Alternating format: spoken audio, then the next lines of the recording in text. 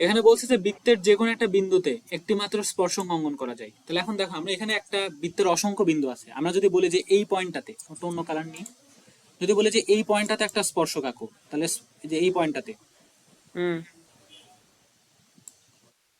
এই পয়েন্টটাতে একটা স্পর্শক আঁকো, তাহলে তুমি স্পর্শকটা এইভাবে আঁকতে পারবা। জি আর যদি বলি এই পয়েন্টটাতে একটা স্পর্শক আঁকো, তাহলে তুমি স্পর্শকটা এইভাবে আঁকতে পারবা। হ্যাঁ তাহলে দেখো বৃত্তের উপর অসংখ্য বিন্দু আছে, লাখ লাখ বিন্দু দিয়ে একটা বৃত্ত গঠিত। এই পয়েন্টগুলোতে একটা করে স্পর্শক আঁকানো যায়, একটার বেশি স্পর্শক আঁকানো যায় না। প্রত্যেকটা একটা বিন্দুতে একটাই বসবে স্পর্শ একটা বিন্দুতে একটা স্পর্শক আঁকানো যায়। হচ্ছে।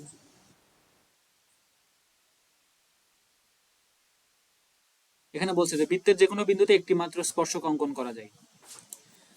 এখন বলছে স্পর্শ বিন্দুতে স্পর্শকের উপর অঙ্কিত লম্ব কেন্দ্রগামী। স্পর্শ বিন্দুতে যেখানে স্পর্শটা করছে, এই যে স্পর্শ বিন্দু, জি এটার উপর আমি যে লম্বটা আঁকবো সেটা কেন্দ্র দিয়ে যাবে, এই যে কেন্দ্র দিয়ে যাচ্ছে। হুম তাহলে স্পর্শকের উপরে যে লম্বটা আঁকবো, স্পর্শ বিন্দুতে স্পর্শকের উপর অঙ্কিত লম্ব কেন্দ্রগামী, একই কথা, যে স্পর্শকের উপর যে লম্বটা আঁকবো সেটা কেন্দ্র দিয়ে যাবে।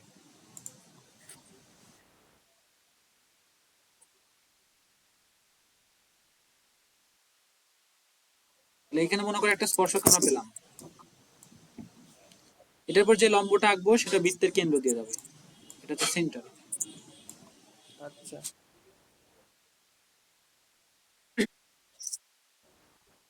আর একটা অনুসিদ্ধান্ত আছে, দেখো এই অনুসিদ্ধান্তগুলো ইম্পর্টেন্ট, দেখায় রাখো।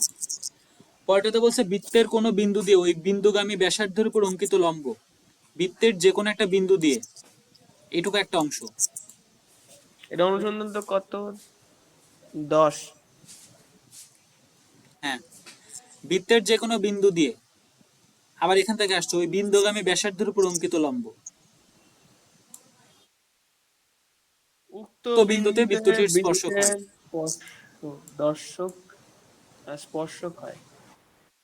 অপোজিট কথা, অনুসিদ্ধান্ত 9 উল্টো কথা হচ্ছে অনুসিদ্ধান্ত 10। এখানে বলছে বৃত্তের যে কোনো বিন্দু দিয়ে,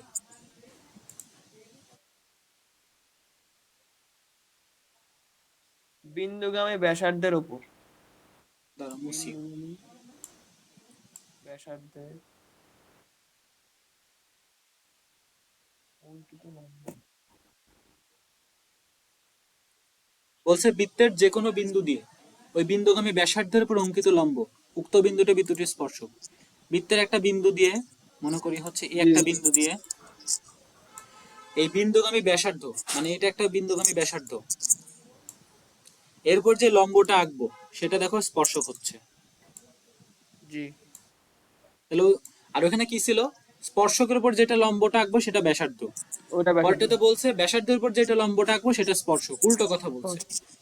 জি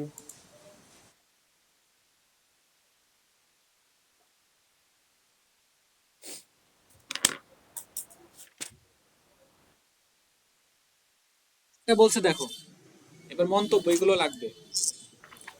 দুইটা বৃত্ত পরস্পরকে বহিঃস্পর্শ করলে স্পর্শ বিন্দু ছাড়া বৃত্তের সকল বিন্দু বৃত্তের বাইরে থাকবে।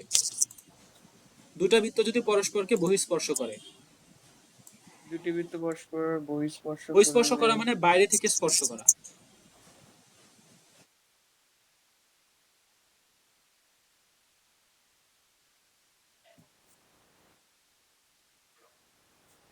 দেখো এখানে একটা বৃত্ত বহিঃস্পর্শ করলো, হুম এটা বৃত্ত হলো না যদিও, মনে করো কল্পনা করে নাও বৃত্ত, এখানে এটা একটা কি কেন্দ্র দুইটা আছে, বৃত্ত বহিঃস্পর্শ করলো? বহিঃস্পর্শ করলো, বাইরের দিক থেকে স্পর্শ করলো। বাইরে হ্যাঁ স্পর্শ করলে দেখো শুধুমাত্র এই যেখানে স্পর্শ করেছে ওই বিন্দুটা বৃত্তের উপরে আছে, আর সব হ্যাঁ বিন্দু, এই বিন্দু সব বিন্দু কিন্তু বাইরে। বুঝছি। ঠিক আছে, সব বিন্দু বৃত্তের বাইরে। আবার দেখি, দুটো বৃত্ত পরস্পরকে অন্তঃস্পর্শ করলে স্পর্শ বিন্দু ছাড়া ছোট বৃত্তের অন্য সকল বিন্দু বড় বৃত্তটির অভ্যন্তরে থাকবে। এখন যদি অন্তঃস্পর্শ করে, অন্তঃস্পর্শ মানে ভিতরে ভিতর থেকে স্পর্শ করা, তো তো একই হবে মনে হয় নাকি? না, একই হবে না। দেখো আগে যেগুলো বলছি এগুলো কিন্তু অবশ্যই পরীক্ষার আগে রেকর্ড শুনবা। এই বিরক্তি লাগছে এসব কথা বলে রেকর্ড যদি মিস করে যাও আর ওইগুলো যদি আসে আর ওইগুলো যদি ভুল করো তাহলে কিন্তু খবর আছে। যদি আরেকটা বৃত্ত এভাবে ভিতর থেকে অন্তঃস্পর্শ করে তখন হুম। ব্যাপারটা হবে এরকম।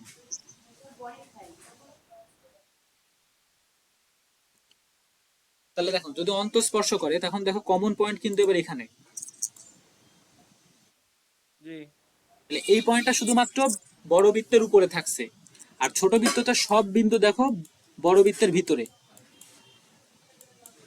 তাই না? হুম।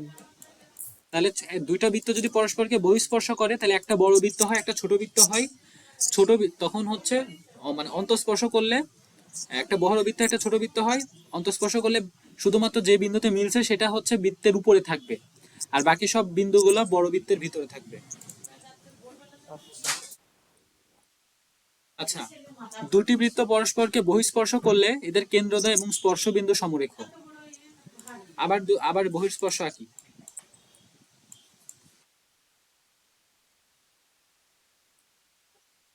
সমরেখ মানে কি? সমরেখ মানে একই রেখায় থাকবে। সমবৃত্ত মানে একই বৃত্তের উপরে থাকবে, সমরেখ মানে একই রেখার উপর থাকবে। এটা হচ্ছে কেন্দ্র, এটা হচ্ছে কেন্দ্র, আর এটা হচ্ছে স্পর্শবিন্দু। আর মাঝখানে রেখা? তাহলে এখন দেখো তিনটা কিন্তু একই রেখার উপরে থাকছে। জি। সমবৃত্ত মানে একই বৃত্তের উপরে, সমরেখ মানে একই রেখার উপরে। তাহলে পাশে নোট লিখে রাখো। দাঁড়ান, কি সমবৃত্ত? মানে সবগুলো বিন্দু একই বৃত্তের উপরে, সমরেখ মানে সবগুলো বিন্দু একই রেখার উপরে।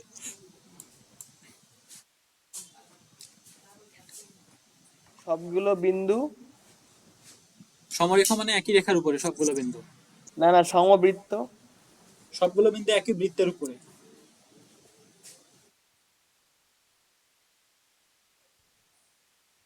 আর সমরেখ? সমরেখ মানে কি তুমি নিজে চিন্তা করে বলো আমাকে। বলেন না। তুমি বলো। সমবৃত্ত মানে যদি সবগুলো বিন্দু একই বৃত্তের উপরে হয়, সমরেখ মানে কি হবে?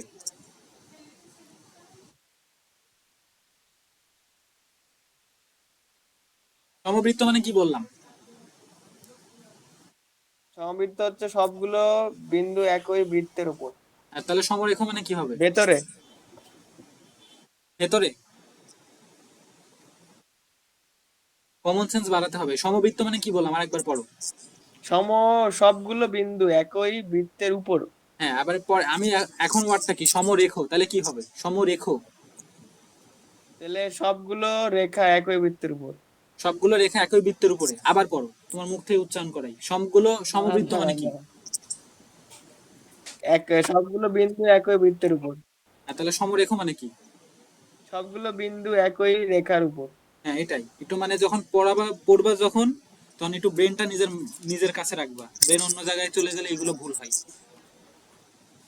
আচ্ছা, দুটি বৃত্ত পরস্পরকে বহিঃস্পর্শ করলে কেন্দ্রদ্বয়ের দূরত্ব বৃত্তদ্বয়ের ব্যাসার্ধের সমষ্টির সমান। এটা এটা আসলে খুবই সহজ জিনিস। দুটি বৃত্ত পরস্পরকে বহিঃস্পর্শ করলে কেন্দ্রদ্বয়ের দূরত্ব কত? ব্যাসার্ধের সমান। দেখো এখান থেকে এই পর্যন্ত একটা ব্যাসার্ধ, এখান থেকে এই পর্যন্ত একটা ব্যাসার্ধ, আবার এখান থেকে এই পর্যন্ত একটা ব্যাসার্ধ, মানে আমি এটার কথা বলছি। কেন্দ্রদ্বয়ের দূরত্ব তাহলে বৃত্তদ্বয়ের ডিস্টেন্সটা কত? ব্যাসার্ধ। ডিস্টেন্সটা কত? ব্যাসার্ধের যোগফলের সমান হচ্ছে না? জি।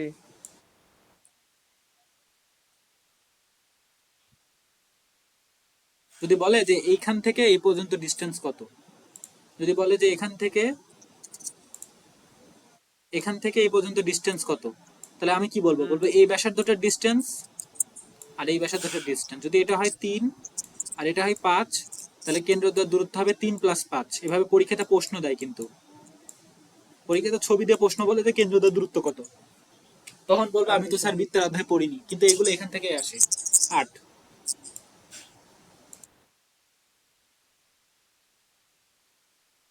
পরীক্ষার আগে এই ভিডিওগুলো খুব ভালোভাবে দেখতে হবে, বারবার রিমাইন্ড করছি। আচ্ছা, দুটি বৃত্ত পরস্পরকে অন্তঃস্পর্শ করলে কেন্দ্রদ্বয়ের দূরত্ব বৃত্তদ্বয়ের ব্যাসার্ধের অন্তরের সমান। আচ্ছা, আবার রাখি। দুটো বৃত্ত যদি পরস্পরকে অন্তঃস্পর্শ করে,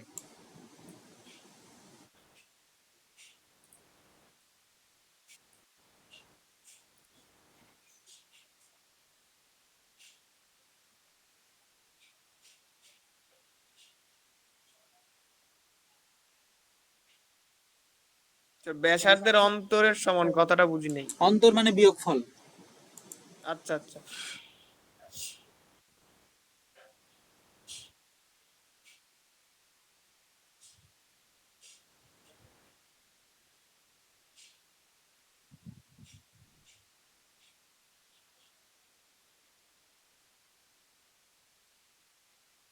এখন যদি বলে যে এখান থেকে এই দুইটা, এটার ব্যাসার্ধ, ছোট বৃত্তের ব্যাসার্ধ এটা আর হুম বড় বৃত্তের ব্যাসার্ধ এটা, এখন হুম। যদি বলে যে এখান থেকে এই পর্যন্ত ডিস্টেন্স কত, তাহলে সেটা মাপার উপায় কি?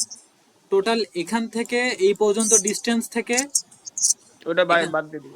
এই পর্যন্ত ডিস্টেন্সটাকে বাদ দিয়ে দেবো, আর একটা কালার দিয়ে আঁকি, এই পর্যন্ত ডিস্টেন্সটাকে বিয়োগ করে দিব। জি। তাহলে এটা, এই ডিস্টেন্স গুলো কি ব্যাসার্ধ না, যেটা আমি বিয়োগ করছি? হ্যাঁ বুঝছি। তাহলে দেখো আমি এই ডিস্টেন্স থেকে, এই দেখো টোটাল হচ্ছে এই ডিস্টেন্স থেকে এই ডিস্টেন্সটা বিয়োগ করব, তার মানে কি বড় ব্যাসার্ধ থেকে ছোট ব্যাসার্ধটা বিয়োগ করব, হুম তাহলে ব্যাসার্ধের বিয়োগফলের সমান। পরীক্ষাতে এরকম ছবি আঁকায় দিয়ে বলা যায় যে কেন্দ্রদের দূরত্ব কত, একটা দিয়ে আছে 10 আর একটা দিয়ে আছে 8। এবার আসি চিল্লাপাল্লা করবা যে এগুলো তো পড়াইনি, বইয়ের কোথাও নাই, তখন এটা এগুলো বইয়ে ভাবে লিখে দেওয়া আছে, বই তো আর তোমাকে এমসিকিউ দিয়ে দিবে না। তাহলে 10 থেকে 8 বিয়োগ করলে 2, পারলে কিছু এমসিকিউ প্র্যাকটিস করবা। আচ্ছা গেল। 8.4 কি দেখাবো না এই পর্যন্ত থাকবে?